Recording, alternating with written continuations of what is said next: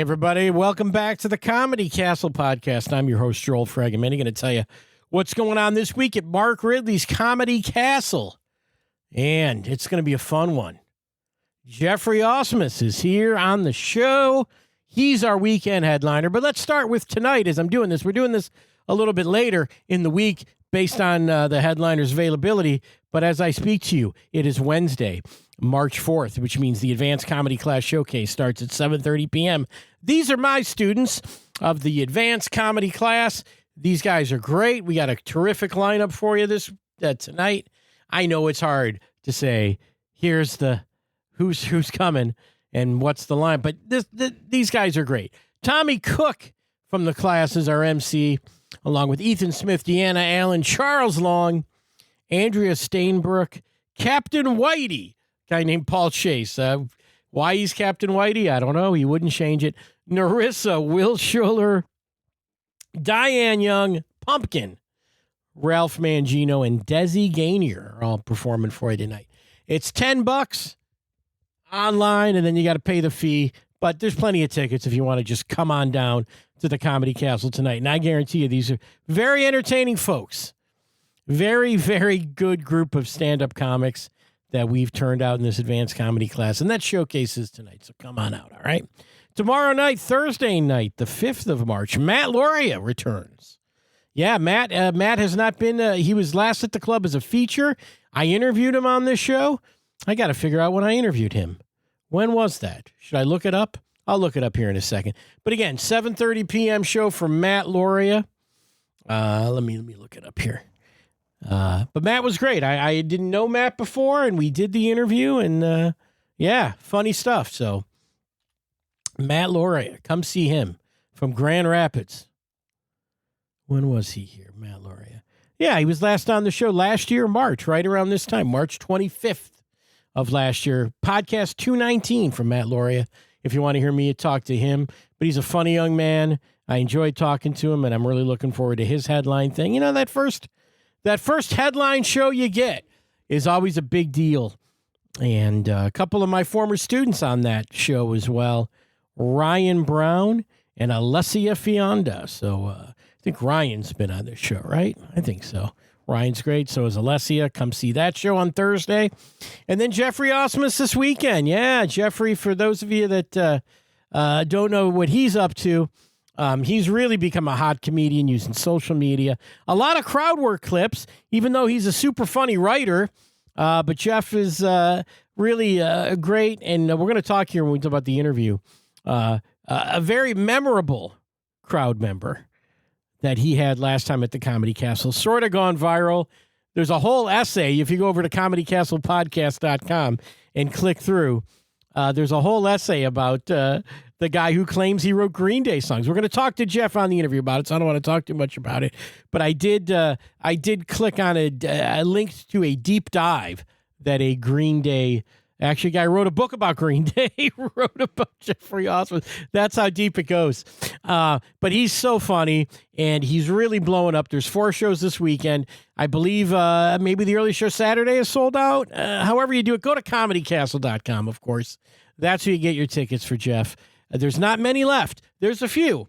There's some. That late show Friday you can get into, but the Saturday shows are really close. So, go to comedycastle.com and get those tickets. The guy is blowing up, and I really enjoy what he's doing. And it was really fun to talk to him. So we talked about the Green Day songwriter guy who may or may not have been real. We talked about his style and how he came up with sort of talking to the crowd, which I thought was interesting as a comedian. He's going to the Edinburgh Fringe. I asked him about that. He actually brings it up. And we'll find out, what does Geoffrey's comedy have to do with the music of the Grateful Dead? Maybe not that much, but he tells us about it. There is a connection, and it was great. I could have talked to Geoffrey more. We did this interview really kind of last minute, where I like to have these shows up on Monday or Tuesday at the latest, but we could only get them on Wednesday. And even a Wednesday, we thought it'd be earlier, and it turned into later. It's a whole thing. So I really went through a lot to get this interview, but I think he's really one of the funniest guys around. one of the best sort of new comedians, even though he's been around for a while. He's not a household name, and he probably should be because he is that funny, and he is going to sell a bunch of tickets here this weekend and have a real memorable one. So let's throw it to the interview. I'll be back after. We'll talk more about it then. All right, here's Geoffrey Asmus.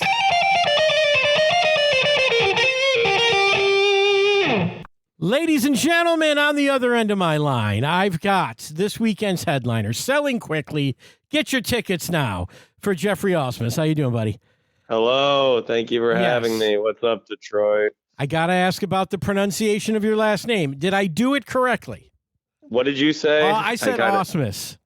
Yeah, that's right. That's right. Like the famous Houston Astros catcher, Brad Asmus. Yeah, there you go. It's spelled slightly differently, but yeah, I like that one. Yeah. That's good. Yeah. Not as long as you don't say Asmus, I don't really care. You can call me Smith. I don't really care, but I don't like the Asmus. Really? You don't like that? I figure you might lean into that.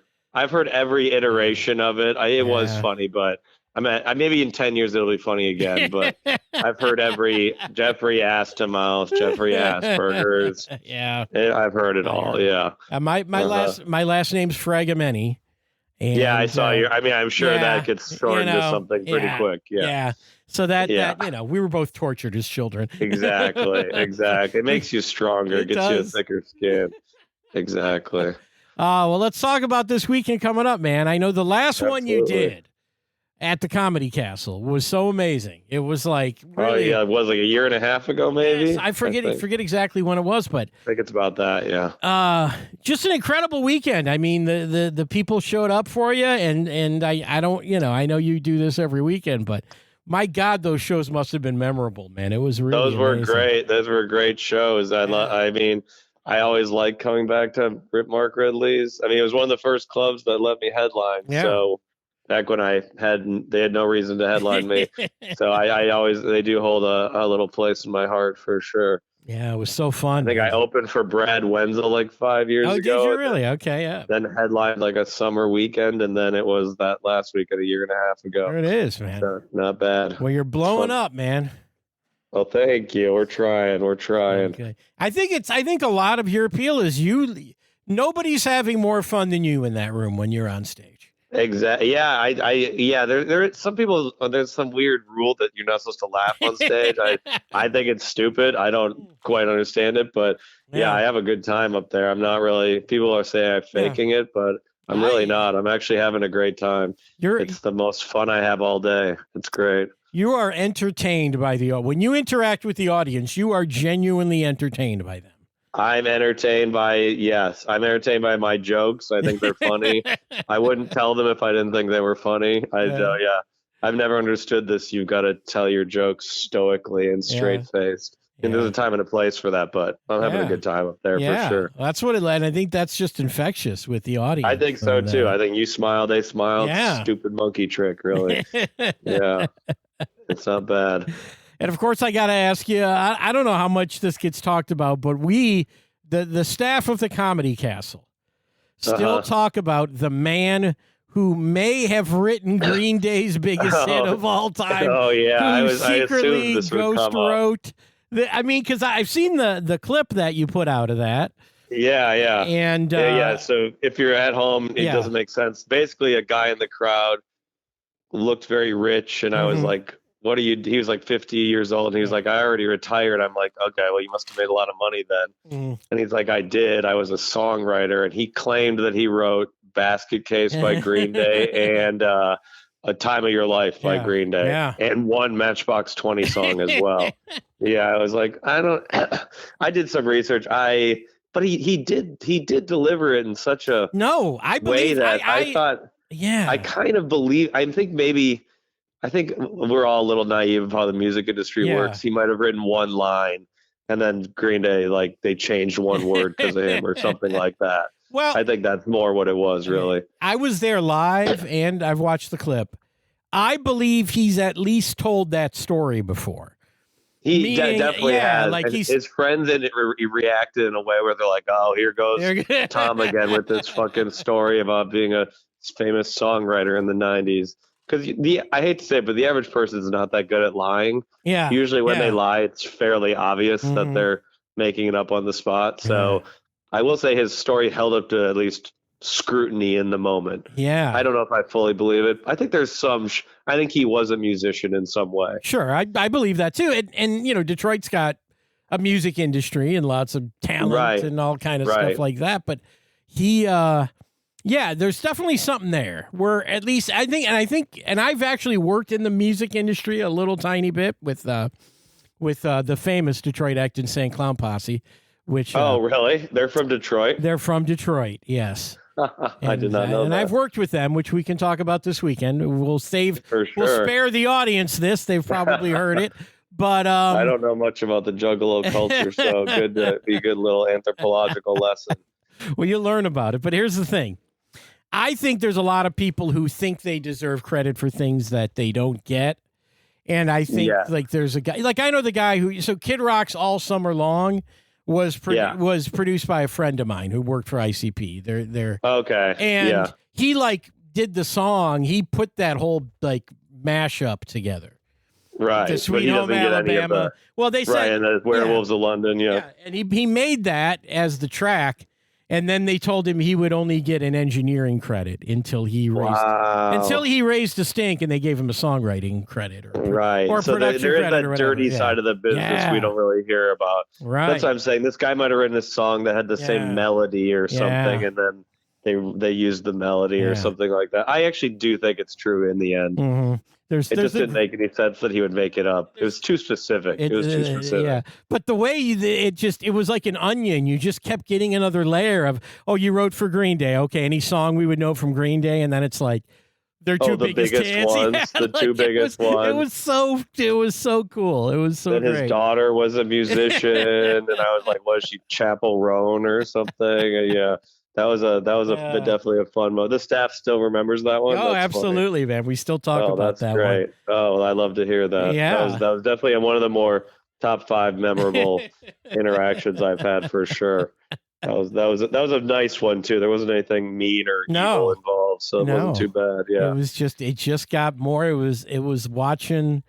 You just were like a detective or something. On top well, right. I was like Sherlock on the early show. I think it was the first show of the weekend, if I remember correctly. I can't remember that, but I'm excited. Should be hopefully something like that happens again. Well, but do you think that when you get known for talking to the audience, as you sort of have become, that people come wanting to talk to you now? Is that changed? Definitely. Yeah. But I'm pretty good at knowing who these people are. I don't talk to those people. The people who are like the guy who walks by me in the lobby before the show is like, I'm going to sit front row, roast me. I ignore that guy. You don't want to, they're not fun. You want the guy who had got forced to sit up front and didn't want it. Yeah. That's when they're nervous. That's when it becomes funny. Yeah. I want them to be nervous and say something stupid. Right. Yeah, that's the goal.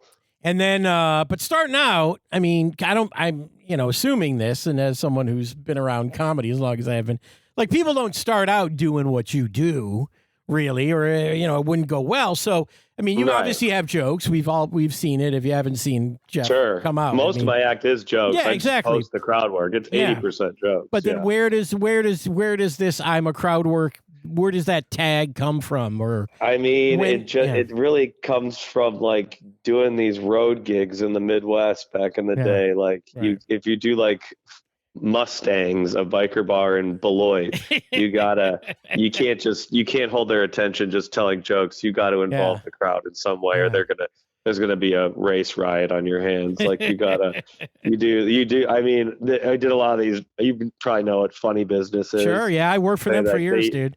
Yeah, they used to book all these shows in towns of 20,000 people, and you drive 4 hours to get $100. And those shows, you kind of gotta control the room in a way that in a comedy club you can kind of do your act maybe and it'll be fine, but you kind of got to learn how to take control of the room.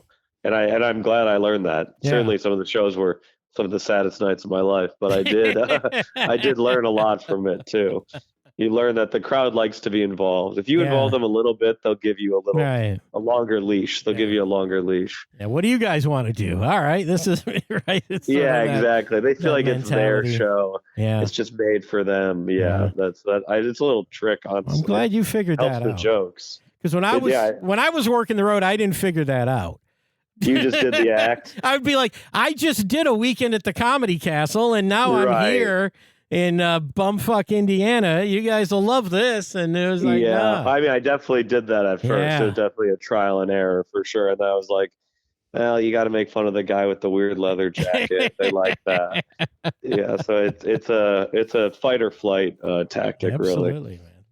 But tell me then now, with people knowing who you are, how's that changed the road for you? You know, is that a better thing now? Yeah, it's more fun. It's way more fun now. Yeah, it's great. I mean, yeah, people have kind of bought in, not everywhere, but I'd say 70% of the time the cities, it's mostly my fans, and they've kind of bought into the mystique. They kind of know the deal.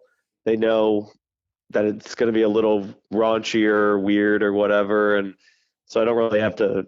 But they already gave me a leash by the time I get on stage, so I kind of get a little more room to roam, as it were. Yeah, which is great. It's easier to write jokes. It's easier to pump out more material. It's been great. It's really fun. It's less birthday parties and exactly. It's not a lot of bachelorette parties and stuff like that. Well, every once in a while there's still a show where it's like I did Valentine's Day in Fort Wayne, Indiana this year, and that's a bad day. I think I'm going to never do Valentine's again. It's the worst day for comedy of the year, I think, because it was all these 60-year-old couples coming out. They did not have a good time. That was a tough show. Yeah. But it's good to be humbled. It's good to have those shows every now and then. Yeah, again. When it's a night when people are just coming out, New Year's Eve is kind of the same boat. Yeah, New Year's Eve is tough as well. Yeah, New Year's and Valentine's are bad days. If you're like there for comedy, actually, it's not a great day. Yeah, you gotta know when those people are just. Yeah, that's where you just like get the check at the end of the night and you grit your teeth. That's just for the money, just to get through it. Right. Well, tell me about how social media has helped your career. Like when did you start really going hard with that stuff? People helping you with it. What's all that? Definitely. Yeah. I mean, maybe I started posting clips on Instagram probably right before the pandemic, probably 2019 or so. Yeah. And then it didn't really pop off maybe till like 2021. I remember specifically it was this it's so random how you never know what's going to be the video that does. It was some joke about the Nicene Creed that we said it was about a prayer we said in Catholic school. Okay. And that went viral among Catholic school people.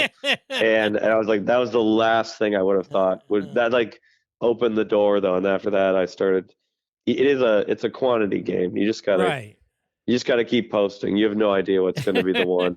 Some of my best jokes have gotten 2 likes, and then jokes I really think are great or not that funny, honestly, will go viral. And it's truly random. Honestly, I've stopped trying to make sense of it long ago. Yeah. But it gets people out to the shows, and I have people who do most of it for me now, which is nice. I used to do it all myself. But in the last 18 months or so, I've farmed out about 3/4 the responsibility to others, which is great. Yeah, sure. Because it is a lot of work. I don't think the average person really realizes to do it right. It's a full-time job in itself. It's like I was working like 80 hours a week when I was doing that. Wow. Thank God now I've got to get a little more relaxation, which is nice. Nice, man. That's nice. All right, I want to ask you this. I saw an interview with you. Stavi. And it was fun. Yeah, Stavi's fun, right? He's blowing up, right? I saw him in Begonia. I don't know if you saw that movie, but I actually haven't seen it yet, but I've heard good things. Cool movie. Stavi's got it's a fun little thing he does in there. I gotta see that. That's a cool movie. But I just noticed you got the dead head. You got the skull on the shirt there. Oh yeah, I did on the first time I did his fun. Yeah. I kind of a late blooming deadhead. Yeah, well, tell me about that because I'm deciding. I'm on the fence. I was kind of like you. I was kind of like, I knew the 2 or 3 hits, and I was like, okay, they're fine, but who wants to watch a 20-minute long guitar solo? It's one of those things where I don't really listen to it all that often at home, but I went live and I saw them when John Mayer, Dead and Company. That maybe like 3 or 4 years ago, and then I saw them again at the Sphere. Oh, I think I saw them another time too. And I was like, it's just great. They're very talented. John Mayer is amazing. Yeah, I like John. That's one of the reasons I'm on the fence. He doesn't sing either. Yeah. He just plays guitar. I think it's very humble of him, honestly. He just kind of sits in the shadows and shreds. I more like the community. The music is great too. I like the idea of Grateful Dead a lot. It's cool that they just, it's never the same twice. I kind of like that idea for comedy too. It's kind of a improvise, give the people a new thing every night. It's kind of fun. Well, I like that. Well, so you're applying that to your act a little bit. A little bit, yeah. It's not all different, but I definitely try to do 10, 15% different every night for sure. You're only a year or two away from people, camping in the parking lot. To come coming to my every show.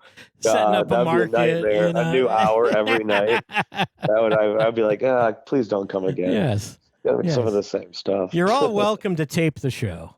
Yeah, you can buy a ticket. I'll take your money. I'll always take your money for sure. Oh man, that's great.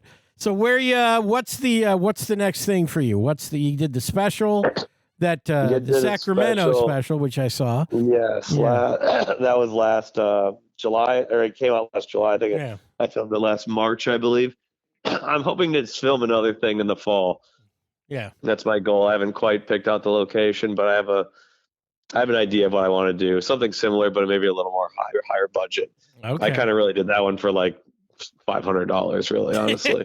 I probably spent a little too little on that one. Right. The material was good, but I probably should have spent a little more time in the production part of it. But so I hope to film another thing like that where I film a whole set, no edits. That was nice. The whole set. I think that's a fun. Yeah.